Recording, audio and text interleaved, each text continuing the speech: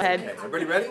I have my BSIs on, the scene, determining scene safety, now determining nature of illness, considering nature of illness, and number of victims. I see one victim. I'm going to go ahead and call for advanced life support, get them started in my direction. I'm also going to consider possible C-spine injury. Hi, my name is Mark with ABC Ambulance. What's going on today, my friend? Having trouble breathing. Okay. Did you fall and hit your head or anything? Your neck or back doesn't hurt? I'd consider a possible C-spine. Her ABCs are intact because she's speaking to me. I have a poor general impression because I have a female with severe difficulty breathing. I'm going to go ahead at this time and check the heart rate.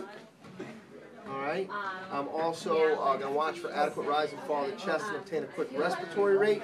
Do I see any serious external bleeding anywhere I need to deal with right now?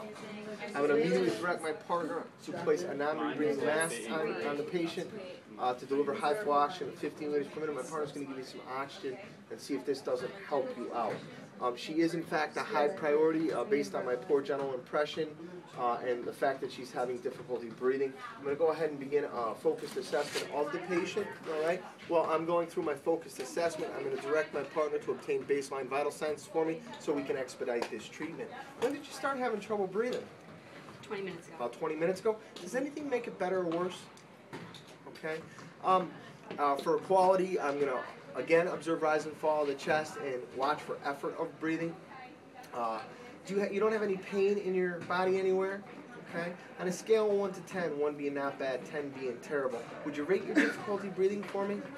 Okay. And has this ever happened to you before? Once before. Okay. And also right now, is the difficulty breathing constant? Is it coming and going? It's pretty constant. Yeah. What happened the last time you had difficulty breathing? It was right after I had shellfish.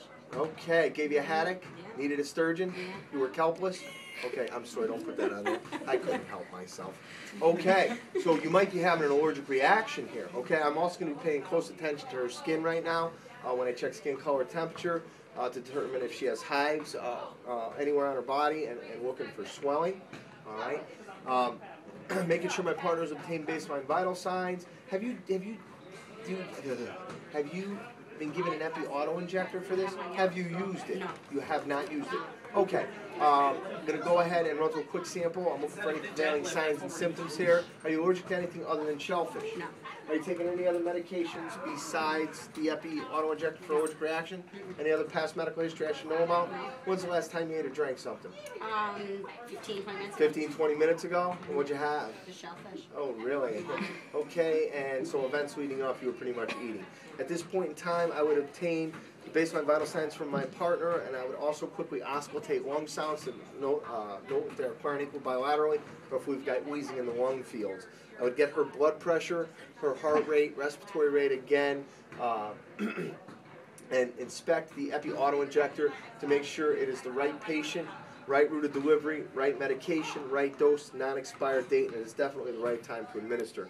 I'm now going to go ahead and contact medical control and ask for orders to deliver the epi auto injector to a patient who is having severe difficulty breathing, has a history of allergies to shellfish, and has ingested shellfish about 15 minutes ago, appears to be having an allergic reaction right now. When I auscultated lung sounds, the evaluator told me there were wheezes in both fields. The pen does meet the 5 R's. Blood pressure that they gave me, my partner gave me, was 90/60, so she is hyperperfusing. Respirations are 22 in labor, and I got her on oxygen. She does have hives on the face, neck, and chest. And the heart rate's 110 and bounding. They give me orders. You may administer 1 adult epi auto injector to your patient and rendezvous with us in triage. Understood, doctor, cost too much. That's 1 adult epi auto injector. You've used this before, right? Okay, my friend, I'm going to go ahead and expose the area, quickly cleanse it, remove the cap. I'm going to place it against the thigh and push until I hear a click. I will now hold it in place for 10 seconds to ensure proper delivery of the med. I will take the sharps, place it into a sharps container, and quickly document what I delivered and the route of delivery. Okay.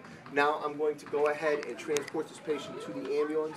In the back of the ambulance, I'm going to reconsider the nature of illness. I'm going to reconsider my initial assessment and reevaluate. From here, I will continue with my focused assessment of her airway, lungs, and skin. I'm going to check her vitals every 5 minutes because she's a high priority, and I am reconsidering my priority of transport. She's still a high priority.